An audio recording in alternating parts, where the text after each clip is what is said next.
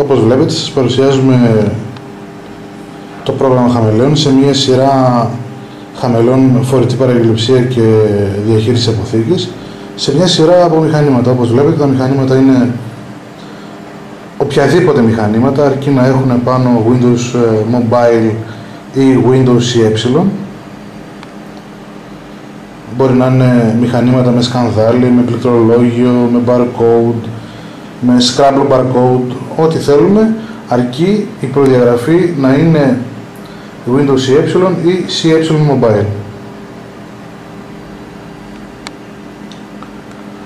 Δεν χρειάζεται να έχουν database ενσωματωμένο επάνω, το μόνο που χρειάζεται είναι το client το οποίο το παρέχει η εταιρεία μας. Δεν κρατάει δεδομένα επάνω του, τα μόνα δεδομένα που κρατάει είναι η διεύθυνση που θα συνδεθεί για να μπορέσει να λειτουργήσει. Στην περίπτωση του Small WMS χρειάζεται ένα access point το οποίο θα είναι ρυθμισμένο με το μηχανάκι για να μπορεί να βλέπει το τοπικό μας δίκτυο και κατ' επέκταση τη βάση και την υπηρεσία η οποία τρέχει πάνω σε κάποιον υπολογιστή, η οποία έχει γραφτεί από την εταιρεία πρότασης.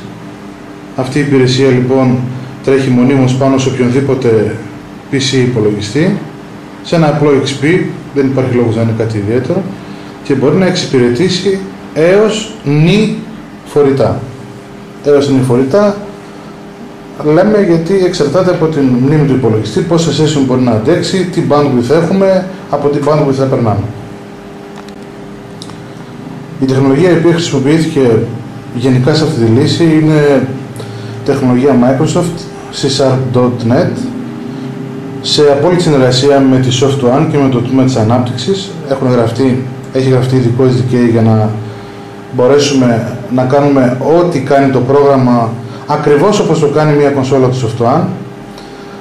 Είπαμε ότι δεν υπάρχουν database ενσωματωμένες πάνω στη μηχανή, άρα στο φορητό μηχανάκι, άρα δεν τρώει περαιτέρω μνήμη πέραν από τα 100 KB περίπου που είναι το client του φορητού μας.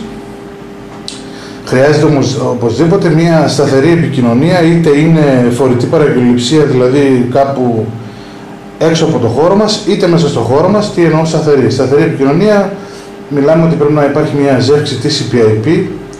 Δεν μας απασχολεί το αν θα κοπεί η επικοινωνία. Το αν θα κοπεί η επικοινωνία, καλά έκανε και κόπηκε. Αν κόπηκε κάποια στιγμή το ότι η μηχανή μας έκανε suspend ή ότι τέλειωσε η μπαταρία μας ή ότι το access point κάποια στιγμή έκανε κάποια διακοπή και μας έριξε τη σύνδεση, δεν υπάρχει κανένα πρόβλημα, δεν ανησυχούμε καθόλου γι' αυτό. Οτιδήποτε ζητήσουμε από το δίκτυο θα ξαναμπεί σε διαδικασία επανασύνδεσης και θα συνεχίσουμε από εκεί ακριβώς που σταματήσαμε. Από εκεί ακριβώς που σταματήσαμε, είμαστε σε μια καταχώρηση παραστατικού, θα συνεχίσουμε, θα ξαναζητήσουμε την καταχώρηση του παραστατικού. Εάν δεν καταχωρηθεί αυτό που ζητάμε να καταχωρήσει το Soft1 έως και το τελευταίο bit, τότε μας απαντάει η υπηρεσία που συνδέεται με το Soft1 ότι δεν έχει καταχωρηθεί το παραστατικό, δεν μπορούμε να συνεχίσουμε. Επίσης, κάτι πολύ σημαντικό που πρέπει να το αναφέρουμε είναι ότι το mobile χαμελέων είναι ένα πρόγραμμα το οποίο δεν υπολογίζει απολύτως τίποτα.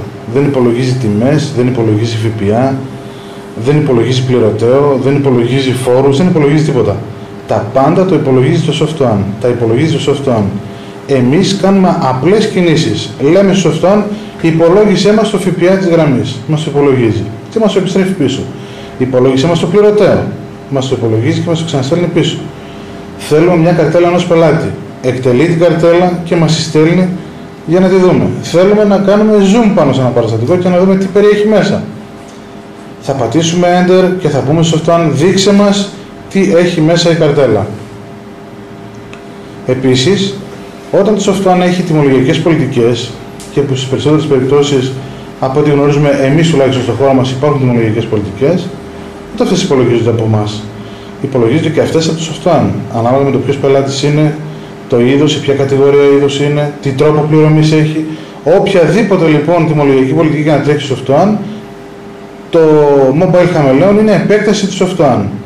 Μπορεί δηλαδή να στείλει στο Soft1 κάποιες ενέργειες και το Soft1 να το απαντήσει ανάλογα με ένα μορφοποιημένο τρόπο και να το δείξουμε στην οθόνη. Η επικοινωνία εδώ που γίνεται έξω από το χώρο μας και χρειάζεται GPRS, οι εταιρείες τηλεπικοινωνιών και κινητής επικοινωνίας μας λένε το εξής, ότι έχουν κάλυψη απλό GPRS σε όλη την Ελλάδα, σε βαθμό 99%. Εάν δεν υπάρχει κάλυψη GPRS, δεν υπάρχει και φωνή. Άρα λοιπόν όπου μιλάμε, μπορούμε να καταχωρούμε και παραστατικά ή κινήσεις, οτιδήποτε θέλουμε να κάνουμε πάνω στο φορητό μας. Όπου υπάρχει λοιπόν τώρα κάλυψη 3G και το υποστηρίζει η συσκευή μας, αυτόματα ανεβαίνει σε 3G. Οι ταχύτητες που έχουμε παρατηρήσει μεταξύ 3G και απλό GPRS είναι ελάχιστες, είναι μηδενινές και εμφανίζονται μόνο στην καρτέλα, που εκεί είναι αρκετά τα κιλομπάιτ που περνάνε. Αυτό όμως δεν σημαίνει τίποτα. Τα δεδομένα που μετακινούνται μεταξύ υπηρεσίας που συνδέεται με το software και του mobile μηχανήματος είναι πάρα πολύ λίγα. Στατιστικά έχουμε μετρήσει ότι ένα παραστατικό 10 γραμμών με άσκοπες αναζητήσεις πελατών, ειδών, ενώ έχουμε τα ίδια να τα ξαναφωνάξουμε, ενώ βλέπουμε το είδος μπροστά μας ότι είναι στη λίστα, το έχουμε φέρει, το ξαναφωνάζουμε, το ξαναφέρνουμε. Οι άσκοπες λοιπόν αναζητήσεις με άσκοπες ανανεώσεις, έχουμε δει λοιπόν ότι στατιστικά περίπου 17 με 20 κιλομπάιτ κοστίζει ένα παραστατικό σε όγκο. 17 κιλομπάιτ λοιπόν ανά παραστατικό. Αυτός είναι ο όγκος που περνάει περίπου των δεδομένων ένα φορητό στην υπηρεσία software.